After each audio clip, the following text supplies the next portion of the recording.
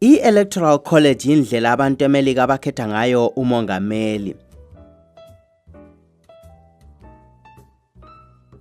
Lokhu kusebenza kanje. Ibandla linye ngalinye lingakhetha ozalimela kukhetho lukamongameli, lo okhethiweyo ukhetha umsekeli wakhe.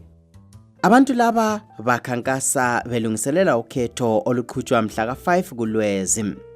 Ngosuku lokhetho ababhalisileyo ukuvota bahamba endaweni zokuvota ukuyavotela abamfunayo. Kungavotwa umongameli ukhethwa kusetshenziswa i-Electoral College. I-Electoral College ilabantu okuthiwa ngama-electors abaphatha impumela yamavoti ezabelo. Izabelo ezilabantu abanengi zilama-electors amanengi. Ukuze umuntu anqobe kukhetho lukamongameli kumele athole ama-electoral votes angama-270, 270.